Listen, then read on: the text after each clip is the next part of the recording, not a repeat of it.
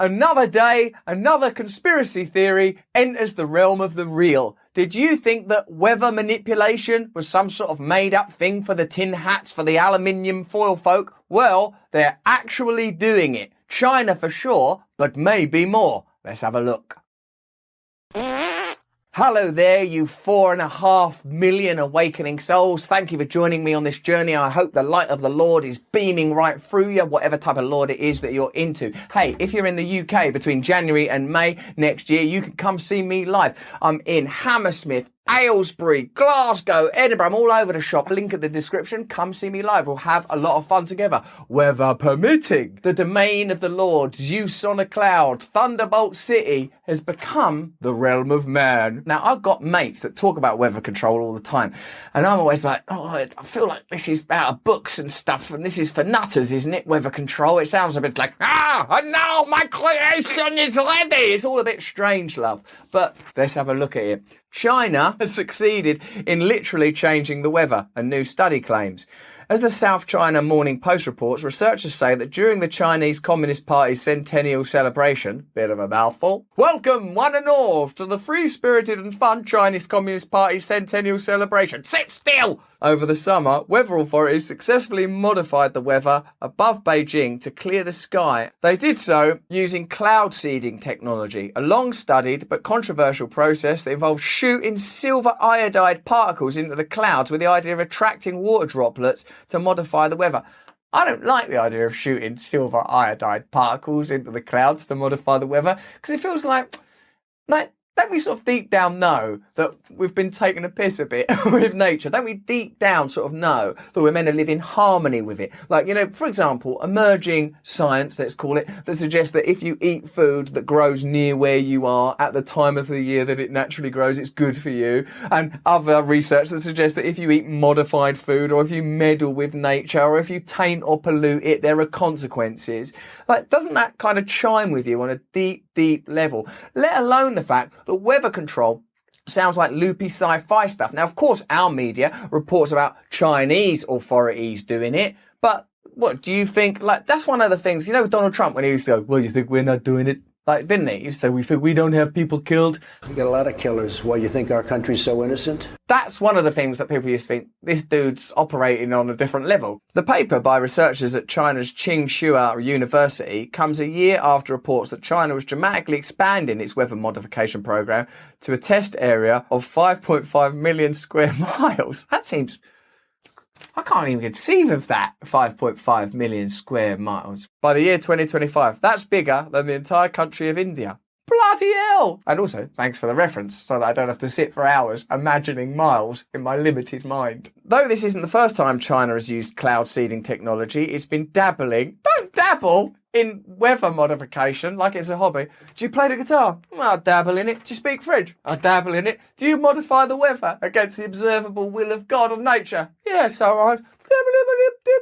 They've been doing it since leading up to the Olympics. And the gold medal for manipulating the environment goes to China. This appears to be one of the most successful and also largest scale tests conducted not just by the CCP, but in the world. So there's an acknowledgement that we're doing it everywhere. Tell you something like, the other day, I live near the River Thames. I swim in it sometimes. The other day, someone just casually told me they dump sewage in there. And I was like, bloody hell, that ain't right. Is this the best we can do? Dumping shit and manipulating the weather? Yeah, this is the best we can do as long as we want to preserve these systems, which we do want to do, so...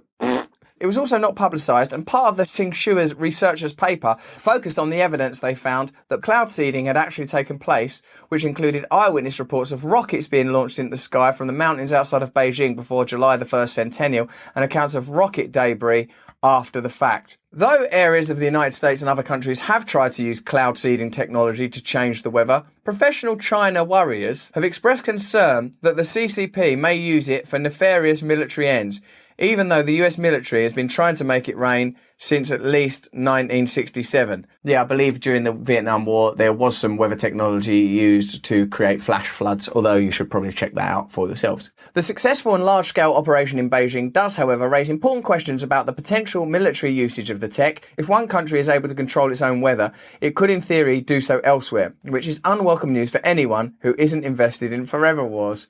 Fortunately, the richest people are invested in forever wars, so no need to worry for you guys. Moreover, while cloud seeding is often touted as a potential solution for the mega droughts of the not so distant future, the technology hasn't been successful for long enough to measure how it affects natural weather patterns. I'll just bring this to your attention. With something as apparently innocuous as the assassination of JFK, by innocuous I mean so much time has passed since then, it's been punted another half century into the future, presumably because the information in that report would unsettle us.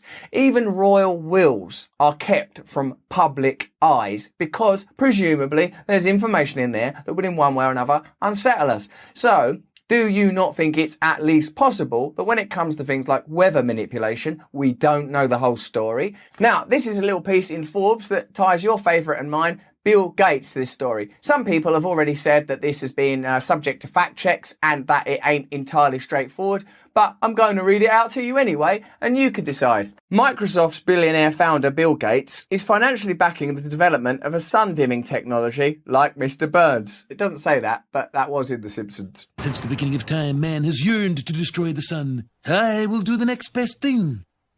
Block it out. That would potentially reflect sunlight out of the Earth's atmosphere, triggering a global cooling effect.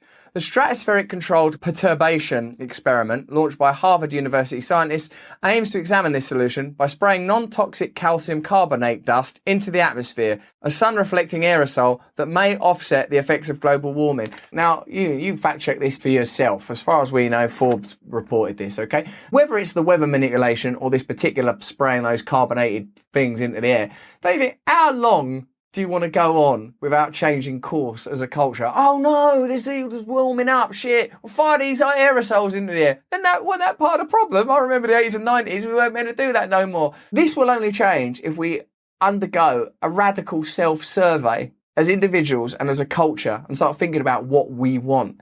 And do you know what? Although there will be sacrifice for ordinary people in order to bring about a new world, all change requires sacrifice. You know that already from your own life. It's not going to be worse in the long run. I believe that you won't be able to change the world using the systems that are already in place and pursuing the agenda of those that are already powerful. I believe that different disempowered groups of people all over the world should start looking at forming alliances and getting beyond any perceived differences. And the reason for this is because the people in positions of power have a global purview. They're looking at global solutions. They're operating on a global level. Five Eyes sharing information across the globe. Corporations finding ways to sidestep administration and legislation. So we, the people, have to find new ways to collaborate. And what we have to overcome are our own individual personal weaknesses and prejudices.